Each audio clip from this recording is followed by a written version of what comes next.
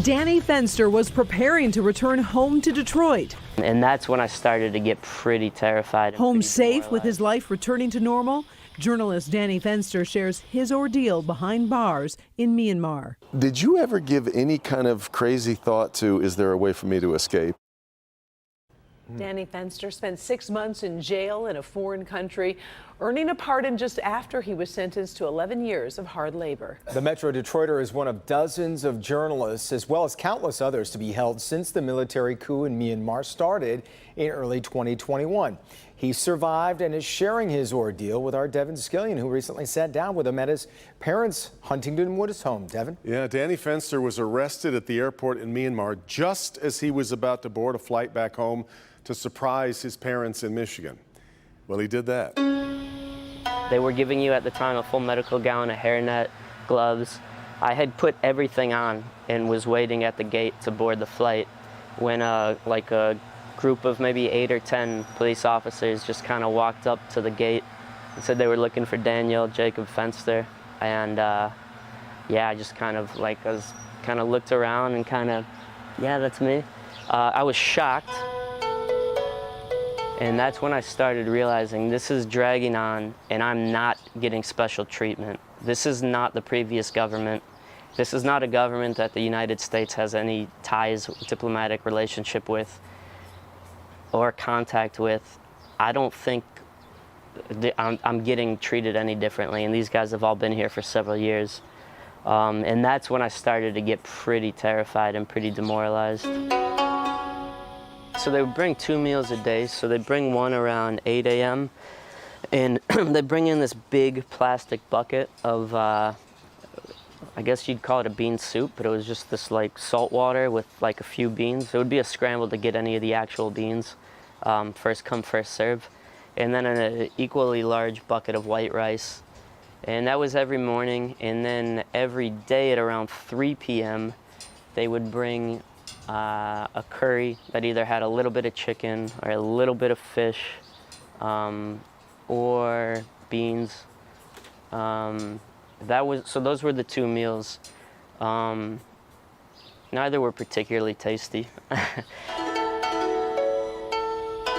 Did you ever give any kind of crazy thought to, is there a way for me to escape, or does that not happen? Constantly. Oh. I don't think I ever got anywhere near trying to do that, but I was there was a tall brick wall surrounding our yard, and it wasn't that tall, and I was constantly staring at it. So if I jumped and pushed off of there, I could get this height on the next wall, but I knew right behind that wall was the women's prison. I knew it was not possible, but I was thinking about it all the time. Yeah. Yeah. When they would bring the food that you order from the commissary, sometimes they would bring them in cardboard boxes. And if I could establish a relationship with the guys who would deliver it, that they would come to me last so the box was empty and I could keep the box, then I had a table. It's amazing how helpful a table is. I had no idea. Just bending over less and organizing things. Little things. Yeah. He was in there on some really bizarre circumstances that would never happen in a country with the rule of law.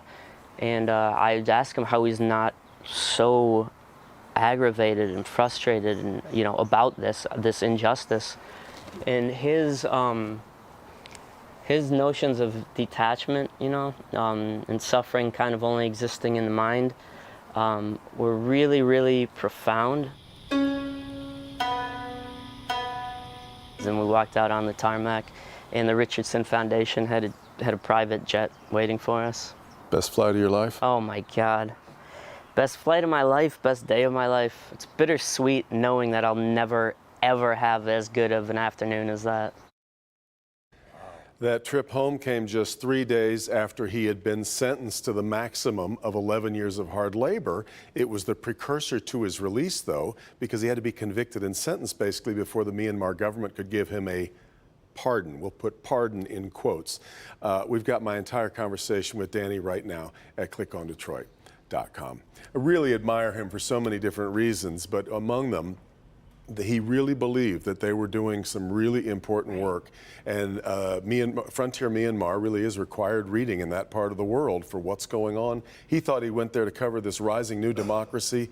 And of course, the military took over and changed the story. I was going to ask then, is there a what's next with him? Because that is a passion for him. He's actually got a fellowship coming up at Harvard this fall to study, though, things like political journalism, people who were held. You know, that we've got, as you mentioned, a lot of guys left. A lot of people held right now. Yeah. In fact, we talked about Paul Whelan, Yeah. and another guy from Michigan right now is being held in a jail in Russia. So a lot more about Danny that I could go on and it was a fascinating time. His experience really something. And we can go check out all of that at clickondetroit.com. Thanks, Devin. Good stuff.